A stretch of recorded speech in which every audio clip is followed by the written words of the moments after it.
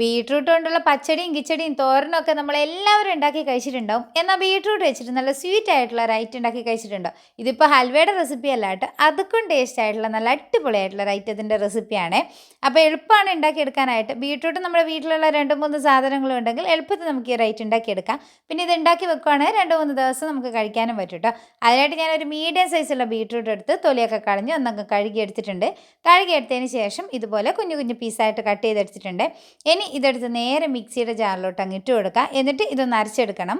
അപ്പോൾ അരച്ചെടുക്കുന്ന സമയത്ത് വെള്ളം വേണമെങ്കിൽ മാത്രം ചേർത്താൽ മതി കേട്ടോ, ഇല്ലെങ്കിൽ ബീട്രൂട്ട് മാത്രമായിട്ടൊന്ന് അരച്ചെടുത്താൽ മതി. അപ്പോൾ ഞാനിതുപോലെ ബീട്രൂട്ട് നന്നായിട്ടൊന്ന് അരച്ചെടുത്തിട്ടുണ്ട്. അരച്ചെടുത്തതിന് ശേഷം നമുക്കിതൊന്ന് അരിച്ചെടുക്കണം. ഇതിൻ്റെ ജ്യൂസ് മാത്രമായിട്ടാണ് നമ്മൾ എടുക്കുന്നത്. പിന്നെ അരിച്ചെടുക്കുന്ന സമയത്ത് ഒന്നുകൂടെ വെള്ളം ചേർത്തിട്ട് ഒന്ന് അരിച്ചെടുത്തുള്ളൂ കേട്ടോ, അതിൻ്റെ മുഴുവൻ ജ്യൂസും കിട്ടാൻ വേണ്ടിയിട്ട്. അപ്പോൾ ഞാനൊരു 1/4 കപ്പ് വെള്ളം കൂടെ ചേർത്തിട്ടുണ്ടായിരുന്നു. എന്നിട്ട് ഇതുപോലെ ജ്യൂസ് അങ്ങ് മാറ്റി വെച്ചിട്ടുണ്ട്. ഇനി കടായി എടുത്ത് അടുപ്പിൽ വെച്ച് 1 സ്പൂൺ നെയ്യ് ഒഴിച്ച് അതിലോട്ട് 1 കപ്പ് റവ ഇട്ട് കൊടുക്കുന്നുണ്ട്. വറുക്കാത്ത റവയാണ് കേട്ടോ ഞാൻ എടുത്തേക്കുന്നത്. റവ ഇട്ട് കൊടുത്തു കഴിഞ്ഞാൽ കുറച്ച് നേരം നന്നായിട്ട് ഇളക്കി കൊടുക്കണേ. ആ ഒരു റവയുടെ പച്ചമുളക് ഒന്ന് മാറി കിട്ടണം. ആ ഒരു സമയത്ത് ഞാൻ ഇതിലോട്ട് ഒരു 1/4 കപ്പ് തേങ്ങ ചിരകി എടുത്തിട്ടുള്ളതാണ്. പിന്നെ മധുരത്തിന് ആവശ്യമായിട്ടുള്ള പഞ്ചസാര ചേർക്കാം.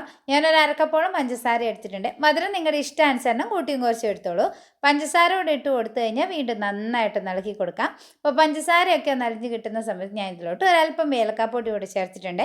എന്നിട്ട് വീണ്ടും കുറച്ച് നേരം നന്നായിട്ട് ഇളക്കി കൊടുത്തു കഴിഞ്ഞാൽ പിന്നെ ഇതിലോട്ട് നമ്മുടെ ജ്യൂസാണ് ചേർക്കുന്നത്. ബീട്രൂട്ട് ജ്യൂസ് കൂടെ അങ്ങ് ഒഴിച്ചു കൊടുത്ത് ഈ ജ്യൂസ് കിടന്നിട്ട് വേണം നമ്മുടെ റവയൊക്കെ ഒന്ന് വെന്ത് കിട്ടാനായിട്ട്.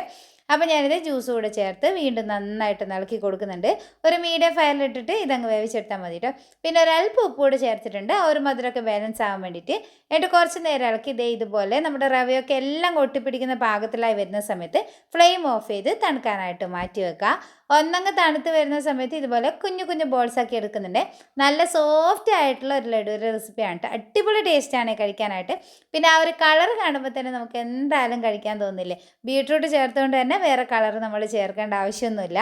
അത്രയ്ക്ക് ടേസ്റ്റാണ്, വായിലിട്ട് അലിഞ്ഞു പോകുന്ന ഒരു ലഡുവിൻ്റെ റെസിപ്പിയാണ്.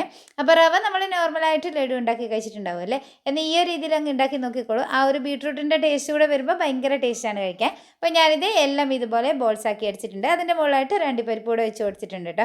അപ്പോൾ ബീട്രൂട്ട് വെച്ചിട്ട് ഇതുപോലെ ഒരു ലഡു നിങ്ങൾ ഇതുവരെ ഉണ്ടാക്കി നോക്കിയിട്ടില്ലെങ്കിൽ എന്തായാലും ഒന്ന് ട്രൈ ചെയ്ത് നോക്കുക, നിങ്ങൾക്ക് തീർച്ചയായിട്ടും ഇഷ്ടപ്പെടും.